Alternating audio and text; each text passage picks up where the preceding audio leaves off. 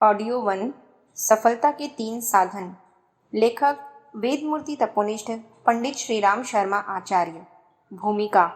सफलता के 3 कारण होते हैं: परिस्थिति, प्रयत्न, भाग्य। बहुत बार ऐसी परिस्थितियां प्राप्त होती हैं जिनके कारण स्वल्प योग्यता वाले मनुष्य बिना अधिक प्रयत्न के बड़े बड़े लाभ प्राप्त करते हैं। बहुत बार अपने बाहुबल से कठिन परिस्थितियों को चीरता हुआ मनुष्य आगे बढ़ता है और लघु से महान बन जाता है। कई बार ऐसा भी देखा गया है कि न तो कोई उत्तम परिस्थिति ही सामने है, न कोई योजना, न कोई योग्यता, न कोई प्रयत्न, पर अनायास ही कोई आकस्मिक अवसर आया जिससे मनुष्य कुछ से कुछ बन गया।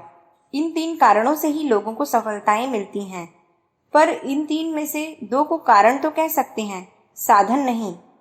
जन्मजात कारणों से या किसी विशेष अवसर पर जो विशेष परिस्थितियां प्राप्त होती हैं, उनका तथा भाग्य के कारण अकस्मात टूट पड़ने वाली सफलताओं के बारे में कोई मार्ग मनुष्य के हाथ नहीं है। हम प्रयत्न को अपनाकर ही अपने बाहुबल से सफलता प्राप्त करते हैं। यही एक साधन हमारे हाथ में है। इस साधन को 3 भागों में बांट दिया है: आकांक्षा, कष्ट सहिष्णुता, परिश्रमशीलता। इन 3 साधनों को अपनाकर भुजबल से बड़ी सफलताएं लोगों ने प्राप्त की हैं। इसी राजमार्ग पर पाठकों को अग्रसर करने का इस पुस्तक में प्रयत्न किया गया है। जो इन 3 साधनों को अपना लेंगे वे अपने अभिष्ट उद्देश्य की ओर दिन दिन आगे बढ़ेंगे, ऐसा हमारा सुनिश्चित विश्वास है। आकांक्षा। मनुष्य के बीच में आश्चर्यजनक अंतर है। एक मनुष्य उद्भट विद्वान है, दूसरा फूटा अक्षर भी नहीं जानता। एक राजा है तो दूसरा रंक है। एक धन कुबेर है तो दूसरा दाने दाने को मुहताज है। एक महात्मा है तो दूसरा नरक का कीड़ा है। एक संसार का उज्जवल रत्न समझा जाने वाला महापुरुष है तो दूसरे के लिए जीवन यात्रा भी चलाना भार हो रही है। एक ऐश आराम के साथ स्वर्ग का सुख लूट रहा है तो दूसरा कष्ट और अभावों की चक्की में पिसा जा रहा है। एक के होठों पर हंसी नाचती रहती है तो दूसरे को वेदना और पीड़ा से छुटकारा नहीं। एक निरंतर आनंद, उल्लास और उन्नति की ओर बढ़ता चला जा रहा है तो दूसरे का प्रत्येक कदम दुख, अंधकार, पतन और अवनति की ओर बढ़ रहा है। ऐसी आश्चर्यजनक विषमता मनुष्य के बीच में चारों ओर फैली हुई हम देखते हैं। साधारणतः हर जाति के जीवों को करीब एक सी स्थिति परमात्मा ने प्रदान की है। रीछ, सिंह, व्याघ्र आदि शिकारी पशु, घोड़े, हाथी, गधे, खच्चर, ऊंट आदि वाहन पशु, गाय, भैंस, बकरी, भेड़ आदि दूध देने वाले पशु, हिरन, श्रृगाल, लोमड़ी, बंदर, लंगूर, सुअर आदि वनों में विचरण करने वाले पशु आपस में करीब एक सी स्थिति के होते हैं। यूं थोड़ा बहुत रंग रूप का, सबलता निर्बलता का अंतर तो सब में पाया जाता है, पर इतना अंतर नहीं होता जितना मनुष्य के बीच में है। एक रीछ दूसरे रीछ से इतना ऊंचा नीचा नहीं होता जितना मनुष्य आपस में होता है। बकरी बकरी में, हाथी हाथी में, गधे गधे में, ऊंट ऊंट में इतना अंतर नहीं है जितना कोई मनुष्यों में होता है। पक्षियों को लीजिए, कबूतर, मोर, तोता, मैना, कोयल, कौवा, चील, बतख अपनी जाति में करीब एक सी स्थिति के हैं।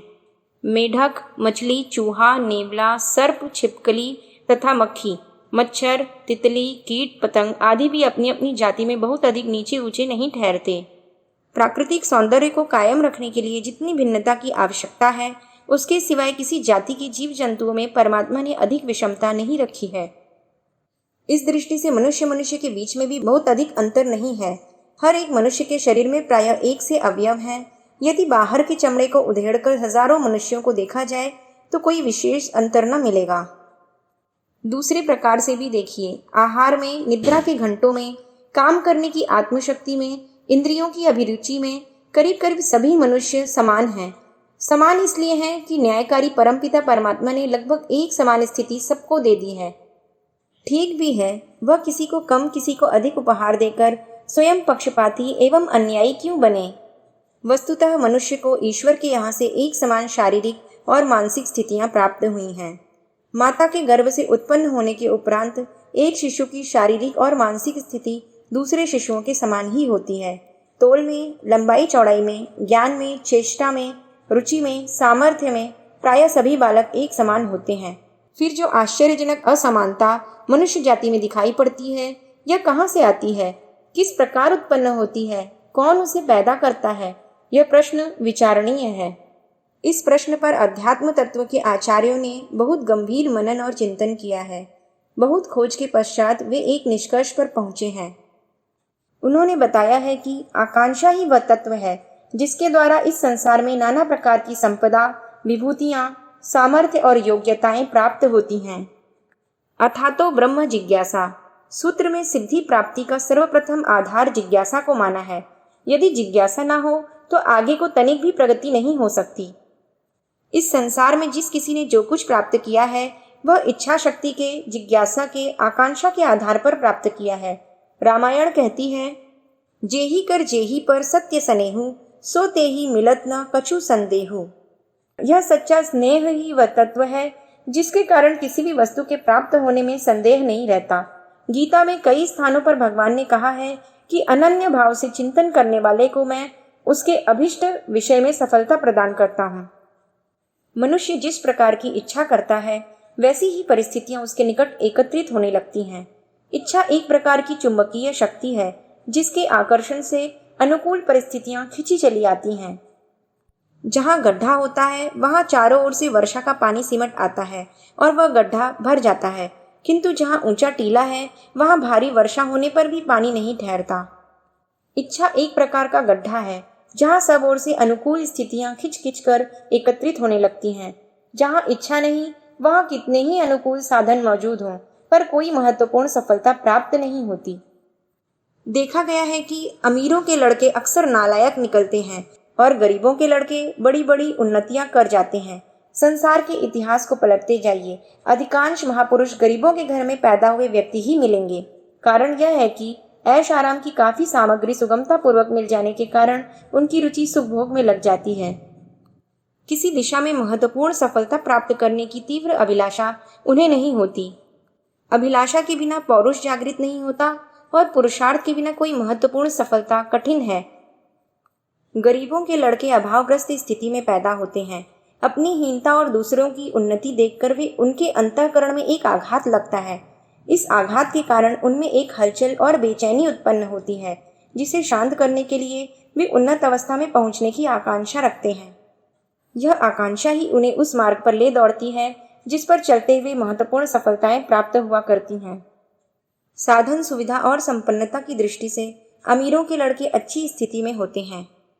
पैसा एवं जानकार व्यक्तियों का सहयोग उनके सामने प्रचुर मात्रा में मौजूद रहता है, जिसके द्वारा यदि वे चाहें तो बड़ी शीघ्र, बड़ी आसानी से किसी भी दिशा में अच्छी सफलता प्राप्त कर सकते हैं। उनके लिए उन्नति का मार्ग बहुत ही सरल एवं प्रशस्त है।